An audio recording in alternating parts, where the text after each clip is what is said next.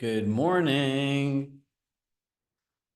I'm telling you, I have such an affinity for this group because it's like small, we can have conversations. And so one, look out for save the date that's coming, right? So I believe it's March 20th and 21st, we're having our first Community Connect event. And if you can make it, we'll have a full day of training and lots of cool surprises. But that evening, we're going to be having our 5-year anniversary party. So it will be a bash. So when we did our 3-year anniversary party, we could share some of the photos with you. But generally speaking, Robert will come. Rory will definitely be here. Robert, given his schedule, will come. Different people in leadership, but it'll be like a party. So we might have a live band, like all kinds of different interesting things, and open bars and great food, and a place just to meet agents from all around the country. So that's just something I wanted to share with all of you. All right, let's get into our session for today. Communicating your value proposition. So if we look at our roadmap today, we got a lot to go through, right? Value proposition clarity. Clarity is king when it comes to team building. Crafting and really understanding what is my value proposition. Number 3, which many of you, I find in talking to team leaders over the last 6 years, don't do, is like really identifying your audience. Like, who are you really speaking to and who's the right person for the Stephen Goes team, right? So communicating your value proposition is a process you could follow. Internal comms, multi-channel comms, which is external recruits, like people you don't know or people you might want to meet. Measuring success, right? Like, what are you really tracking for your agents? How to create effective case studies, and then obviously our applied learnings. So if you think about your value proposition clarity, think about it in 4 different buckets, right? And are you 100% clear in these 4 areas of your business? Like, who we are, like what is our culture, and who are we as a company and as a team, right? Like, think about Compass, right? Who they are, it's the most collaborative luxury network of agents built on $1 billion technology platform, right? Like, that's who they are, right? What do you offer, right? We remember, you go back to some of the previous sessions, we had you list out like systems, processes, admin, TC support, coaching, mentoring. You need to really identify what this is. Then your ideal agent. Are you clear as to who the avatar for your ideal team member is? And we'll talk more about that today. And then ultimately, what's your growth plan for me, right? Like, part of anyone's value proposition is people go to teams because they want to grow beyond what they can feel that they could do on their own, right? Pretty simple. It's why you came to Compass. It's why you joined coaching. It's why people hire you to help buy and sell homes, because you can help them achieve a result that they couldn't do on their own. So when you craft your clear value proposition, right, who we are, you need to be able to explain to somebody who we are, right? So if I look at, if I look at the Coley Group, right? I like using her as an example because I can tell you every different intimate detail of Gretchen's business, right? From the work we've done, like, who they are is a company that thrives on culture, being connected to the community, people that are experts and trained in what they do, that are all lifetime learners and are interested in coaching and growth, and people that want the resources of a full staff. Like, what do they offer? They offer leads, ISA, TC support. Essentially, like, their core value proposition and what they offer is, you focus on the clients, we do everything else, including procuring clients, right? Their ideal agent, right? Their system is built and is one of few that's built for people regardless of where they are, but they're looking for certain cultural type things, right? Like wanting to be on a team, not like I want to be on my own, right? Like, it's not a me mentality, it's an us mentality. And how they help them grow, it's really defined between coaching, their systems, access to open houses, the leads they provide. It's really clear, right? So what you want to do is, again, I would say the simplest thing is go ask people on your team first, right? And then look at what people are there for versus what you think in your head. Because again, you're going to identify where the gap is. And you're going to really realize quickly, like, all right, like these are some great things of our value proposition that we didn't even think of, right? That people are really enjoying from us. But then there's a second part to that you can be like, wow, like this is not what we are at all. And that's where you're going to find all the friction in the culture fits and people that complain and always want more because they're actually not there for what you have to offer. Does this all make sense to everybody? So identifying your audience, right? Who is your ideal agent? Does anyone have an idea?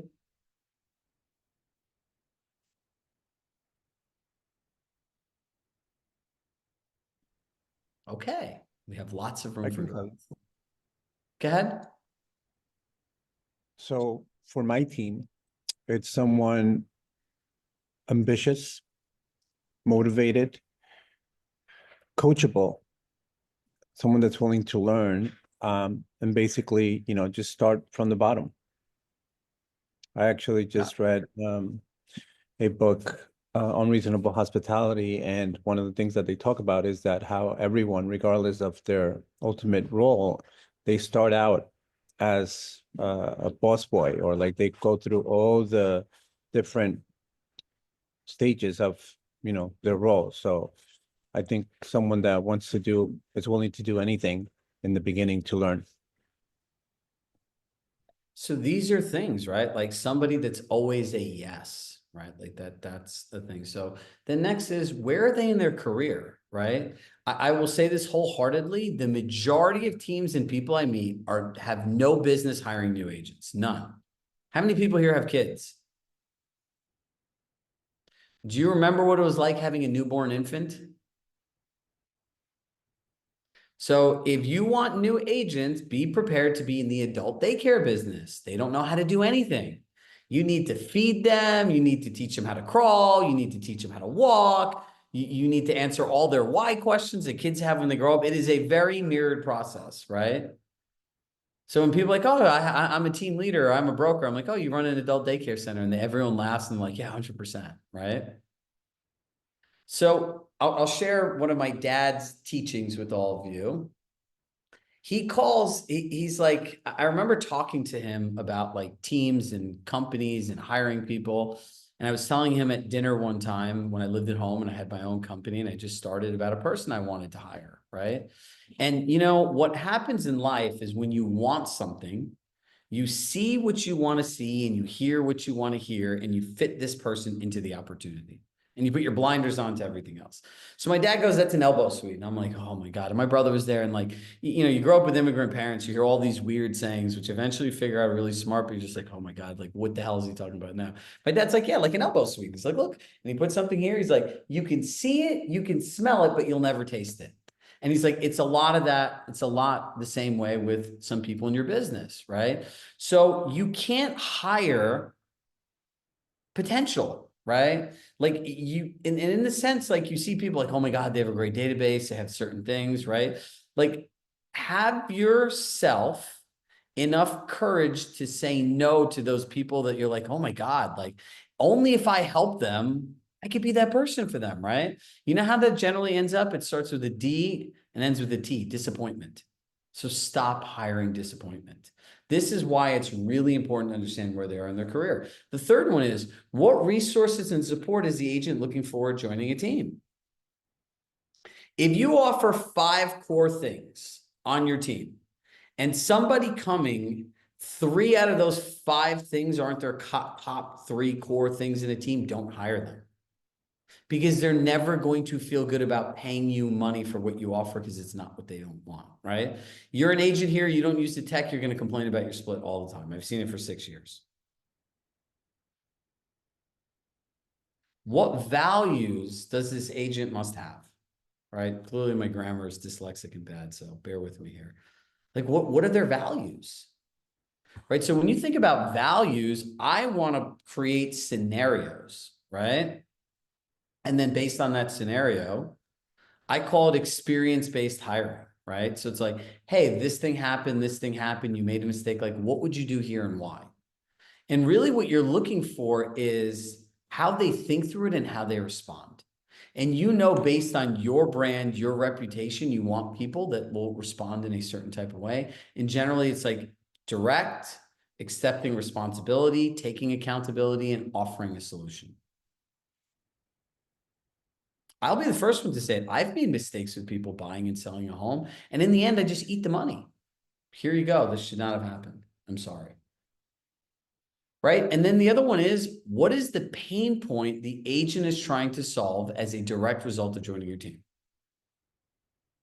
So when we get into interviewing questions like, what are you looking to be able to accomplish in your business as a direct result of being on the team that you feel you can't do on your own?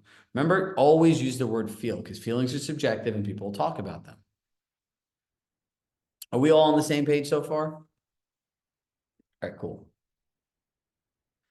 So communicating your value proposition, this is a 3-part exercise and a process, right? Perceived value is what we offer. Actualized value is what they understand they're getting. And then the third one is, how is it communicated to agents, right? So who here wants to do a live example with me so I can actually show you what this is, so it's not like a bunch of hyperbole in theory? Steven, bear with me here for 1 second. It is it's like 7 degrees here and this room is like freezing. I just need to go to my nest and whoever decides to connect. All right, go ahead. Okay. What's one thing you offer your team members? Okay. So we're a very heavy back end support team. So we have 4 licensed agents. One of them is my mom, who's my assistant, but she's also licensed. But we offer them all the back end support with marketing. We utilize So the give me one thing that you offer somebody. Okay. We pay for all their marketing, like even for their listing. So like photography, everything. Okay, so your perceived value is we pay for all marketing, right? Yep. Now, is all marketing clear, concise, and quantifiable that yet? Oh, could you say that again? Is all the words all marketing clear, concise, and quantifiable? Yeah, I actually break it down with, yep. So actualized value is like a 1-sheeter, right? That says marketing support from the COSA team, right? Okay. And it talks about listing marketing, what you offer, brand marketing, what you offer, right? And all those things are there. So then that goes into how it's communicated in a 1-page written document. Okay.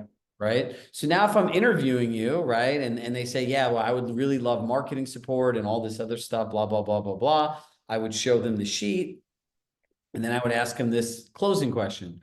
What do you think the financial impact on your business would be if you had all of these resources and the costs were covered for you?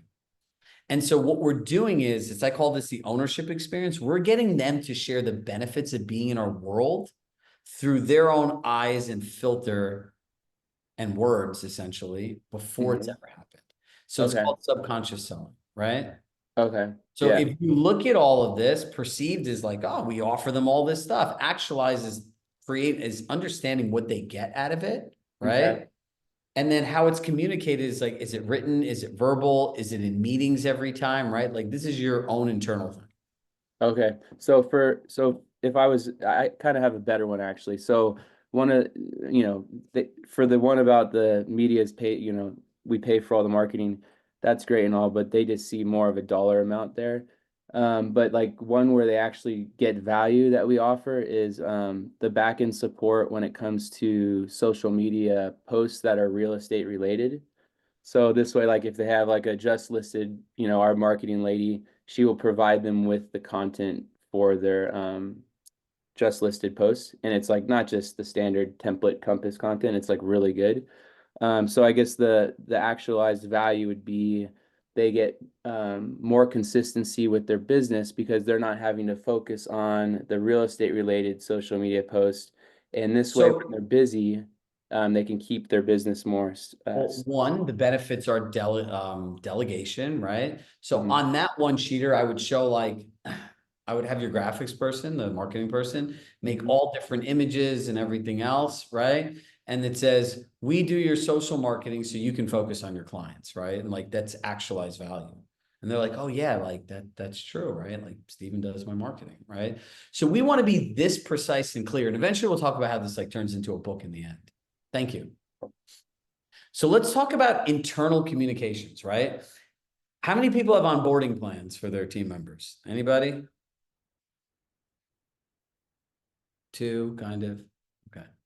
But like, look, onboarding, right? Imagine coming to Compass and not having an AM to onboard you, right? So in your onboarding book, it should be talking about like your principles, your values, any requirements are to be on your team. There should be something in there like what I pay for, what you pay for, and like a third column that says what we'll never pay for. So there's no ambiguity, because agents, how many people have agents that come in there? Oh, Shrug, I have this great idea. Steven, I have this great idea, right? Like Jen, I have this great idea. Julie, I have this great idea. We want mama to spend some money, right? Like all the time.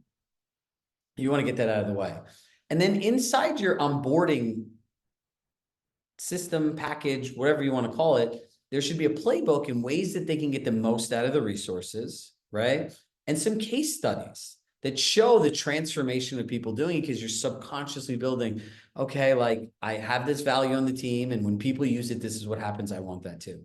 Team meetings. At the end of every meeting, you need social proof. Like I want all of you at the end of every team meeting to find one agent and say, hey, like Shrug, share with the team how you use the marketing support to and the win that you got, right? And we'll give you a framework on how to do this.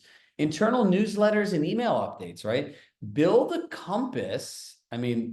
Build a culture of sharing and celebrating people's victories, right? We're slowly starting to see that with all of you, that now I'm getting on the calls a couple minutes early and saying who has wins. We put a button that said submit wins, like no one submitted anything. We start asking on the calls, like 2, 3 agents volunteer. Who had a Med C win? There's like 10 other yeses, right? Like they're there, but you got to start building that habit within people, right? And then like outside of any email, there should be an email every week that talks about some of these wins and also best practices for utilizing your resources, right? Team trainings and workshops. You should literally be having workshops just like Compass does, right? How many damn workshops are there on how to use Compass technology every week? How many emails do you get about this stuff, right?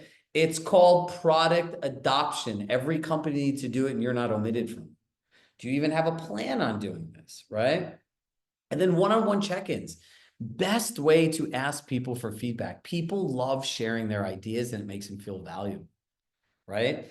And then you learn and you understand how you can make using your resources easier, right? Think about this. If you look at our company as a mirror here, right? Like we created decks, right? Jen, you were here last year. We didn't have decks. How much do you enjoy the decks, right? That wasn't my idea. It was all of yours. Personally speaking, I hate decks. I could go 8 hours on a stage and never use one deck and be perfectly fine, but people like it, right? Putting the resources in with the session. People really like that. There's over 500 different resources on our platform, right? So we have this really cool Shrug AI search that we built where you can now type it in and click script, resource, video, and it just gives you what you want, right? Like this is our way of resharing. And once that comes out, we're going to be doing workshops and showing you how to use it, right? One-on-one check-ins. Susan has, if you have not booked a call with her, she's on here, put your email in here, she'll reach out to you. But we do check-ins and we're asking you for feedback. We're holding you accountable to goals, right? Copy the same process we're doing. We're all in the client experience business. Susan's literally here to hold you throughout the year accountable to your goals. And if you disappear, to come find you, right? Like that's her entire job, head of happiness. We know that if you show up and use the materials, you'll be happy with the entire experience here and your business and life will get better. Multi-channel communications, right? How many people have a join our team page on their website? Okay, if you're in the business of joining a team, like a dedicated page to highlighting like your brand and agent success stories, right? Like share the culture, share the happiness, right? Social media, use storytelling for wins, right? And it's like, our team, like, it's like client win 1, 2, 3 mainstream. Our team collaborated and, Julia did this, Josie did this. We provided the client with this kind of support, and this was the experience that they got out of it, right? And like, Clients will look at that like, wow, look at how everyone works together. Like, turn it into a story, right? Same thing, teams, trainings, and workshops. Like, you can offer free workshops to other agents that are outside of Compass.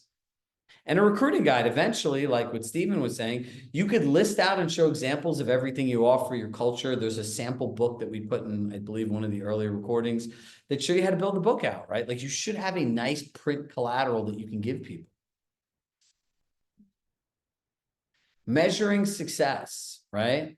All of us in January should know where our agents started year over year and through Q1, Q2, Q3, Q4 annually. Look at like how much income they earned and what growth amount they have.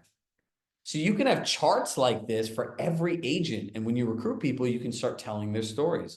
Social proof and telling stories to people is 1,000 times better than just telling people what you do. All right, so let's talk about the case study formula, right? So I want to take somebody like, I'll use Sarah Weaver, for example. Sarah was going into a $9.5 million listing. She was really unsure because she wasn't feeling that confident because she was competing against the #1 agent in her marketplace and the #1 agent in her farm. So going in there, she already felt that she was a little behind the 8 ball, right? So she reached out to us, like confirming the Plod Note process for AI, getting the Compass Tech video. And what she did was, she's like, I literally just went in there. I sent them the tech video in advance. I told them about the Plod Note. I followed the Med C, and I literally methodically went through the exact process that we talk about during coaching, right? And the outcome was incredible.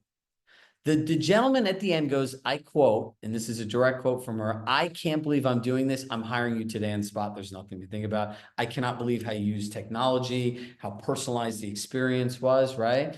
And what was the transformation? Like, her transformation was, Sarah feels really confident now to pitch at any price point and want a listing that's going to get her a multiple 6-figure commission, right? And her metrics for growth of success are a $9.5 million listing. Assume it's just, let's just say 2% commission, right? $190,000 commission. Like, that's a case study, right? So it's the original feeling, like, where did I feel stuck? The action taken, what did I do? The outcome, like, what was the result? What was the transformation out of it? And what are the metrics around it? So you want as many of these success stories and case studies as humanly possible. All right. Applied actions, right? What the heck? Oh, here it is. I'm like, where did my slide go? #1, gain 100% clarity in your value proposition. See, I tell you people all the time, no one needs to believe me, but I'm not perfect as well too. Things fall through the cracks. Gain 100% clarity in your value proposition. #2, craft your value proposition in writing. Start writing those things out. #3, start really thinking about identifying your ideal agent. #4, communicate your resources in writing, right? That's a process we talked about with Stephen. #5, build out your internal comms plan. Like, you need an actual plan on what you're going to do, how you're going to do it, and not try to come up with every week. #6, if you're recruiting, your multi-channel comms plan. #7, start to measure your agent's success. And #8, find one agent to build out their case study, right? Now, look, I'll be the first one to say it. This is a lot of different things, right? This is, again, why I'm going to go back to the same point. We all need to hear this over and over and over again. Who's ever seen the show Lost? Anybody here? All right, unmute yourself, Jen. Ooh, it's been years. Hope True, there's true no- or false, though? When you first watched the show Lost, you had no idea what the smoke monster was, and it was really confusing. No idea. So if you watch the show a second time, you have 100% clarity of who the smoke monster is, where they came from, who it really, all of these different things, right? Meaning, like, when you see something for the second time, you apply a different set of eyes and there's a different set of learning. If you're really committed to building and scaling your team and making it profitable, you're going to go through these sessions over and over again, because each time there are going to be new people on, there's going to be new perspective, and there's going to be new things that you learn out of the actions you take, and the framework does not change. The idea in my mind as a business coach that you're going to hear this once and implement everything, it's all going to make sense. It's like, dude, we're talking about building and scaling organizations. that make multiple six figures. It is real work. It's not like a 30-minute coaching session. All right, so pick the things out of here and start with one and go in the order, gain 100% clarity in your value proposition, right? When you're done with that, craft your value proposition and so on and so forth. All right, so now I want to open this up. We have another like 5 minutes for Q&A. So let me know what's top of mind for all of you.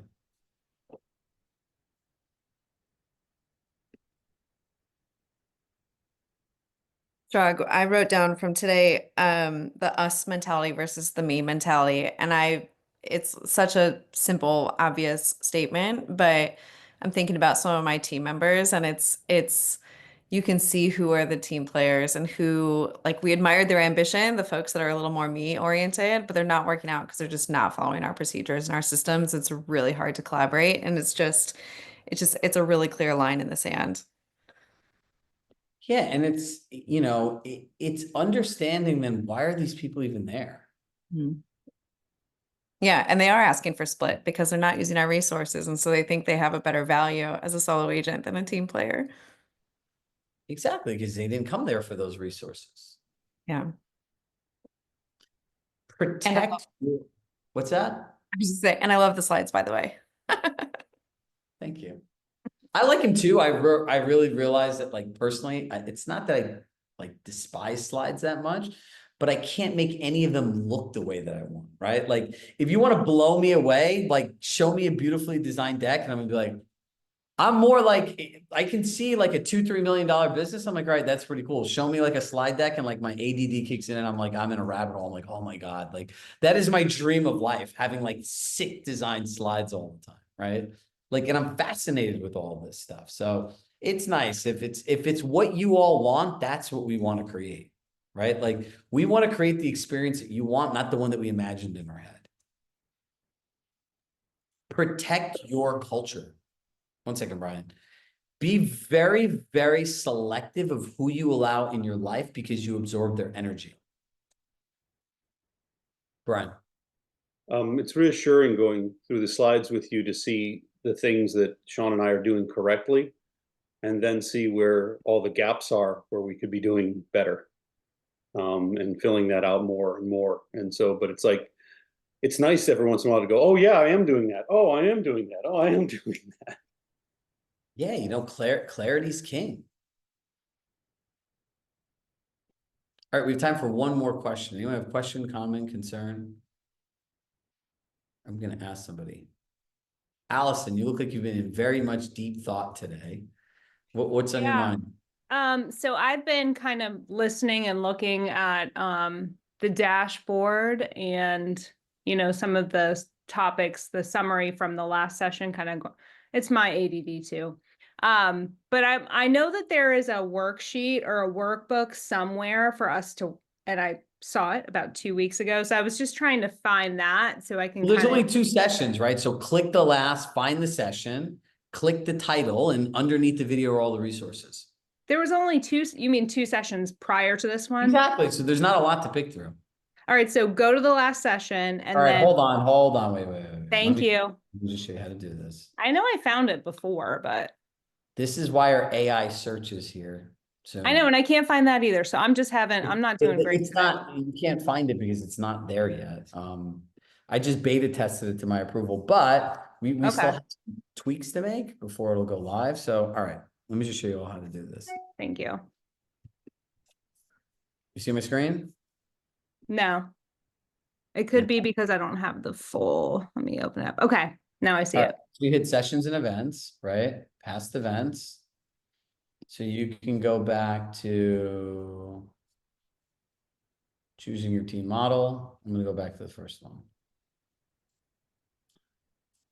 It was 1/8, January 8th. This one, it's 1/7. 1/7. So click this session here, right? Yeah. There's the key takeaways and everything else. Here's all of the worksheets. Okay. I just needed to scroll down more. Thank you so much for doing that. I tell my team this, we don't have a coaching business. They're like, well, what do we have then? I'm like, a client experience business. That's I it. love the dashboard. It's great to be able to like come in, get little, tidbits and then go back and look at the summary and then go to the worksheet. So it's great.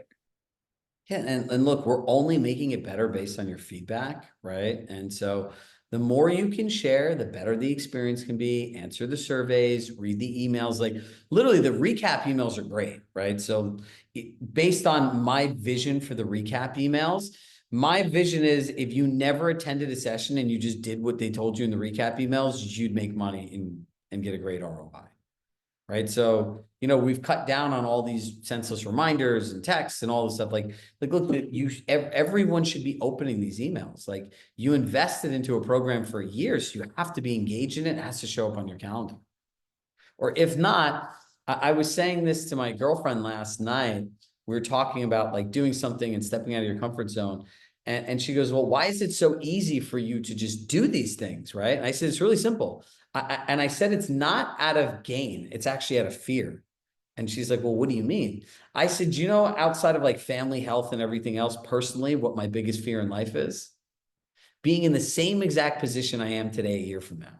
Like it freaks me out, right? Like an entire year of my life went by and I'm in the same place. Like I can't accept that. So I'm always trying new things. I'm always going out of my comfort zone because I'm more afraid of just staying where I am than trying something new and being patient with the process, right? As you can see, all of these things are really simple. We don't just give ourselves the gift of time and patience to really accept that we need to learn something new and it's going to be challenging. Right? That's the number one challenge. And then because we can't do all of it, we'll do none of it. It's the example I give of exercise, and I don't have time to exercise. Do a minute to 2 minutes of burpees. Believe me, you'll feel like you're going to die.